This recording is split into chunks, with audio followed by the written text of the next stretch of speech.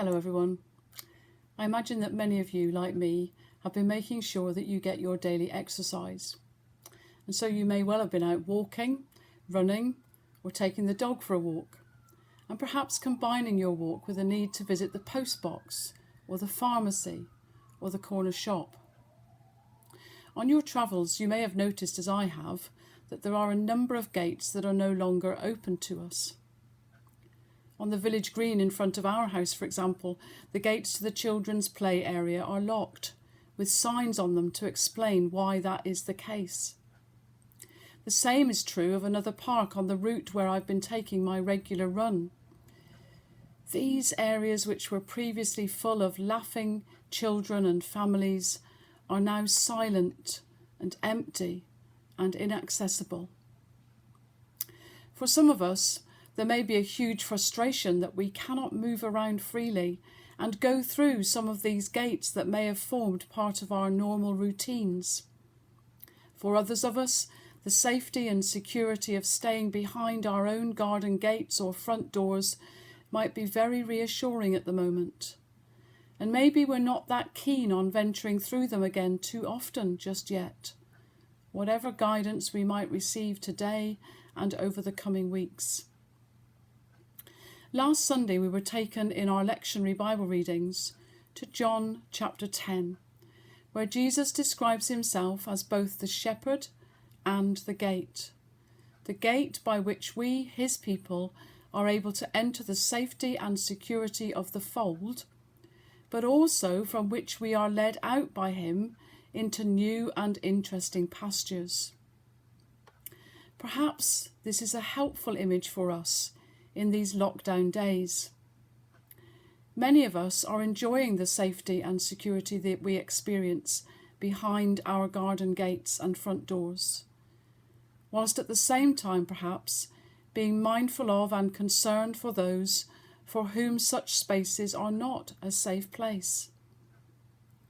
Many of us are longing to go out through those gates and doors again to new and fresh pastures, but perhaps not just yet. And to know that Christ is the one who shares those experiences with us, who holds us in safety, and who will lead us out when the time is right, is perhaps a comforting image. Comfort is something that perhaps we are craving at the moment.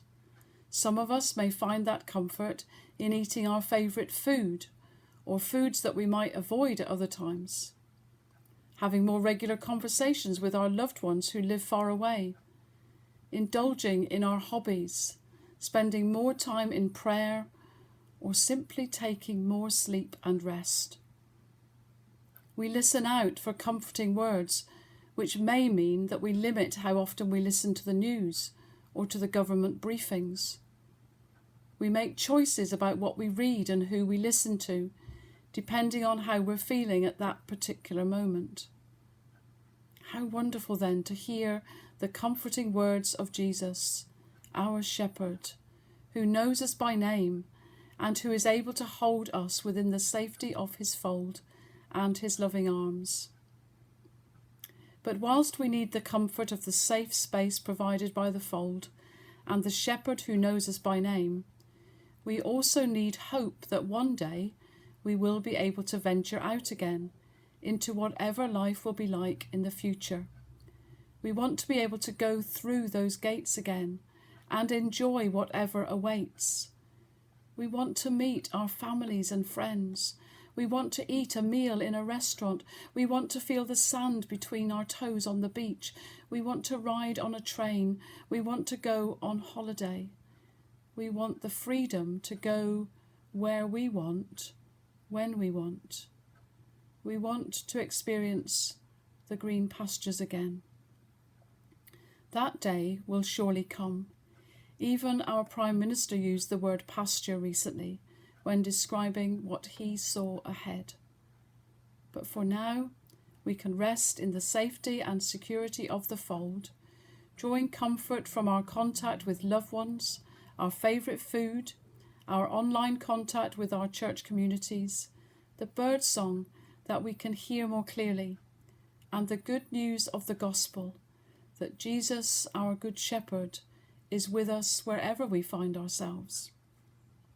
Any shepherd will always do what is best for the sheep in their care, keeping them safe in the fold if danger in the form of wild animals or bad weather is lurking, or moving them on to new pasture when the time is right.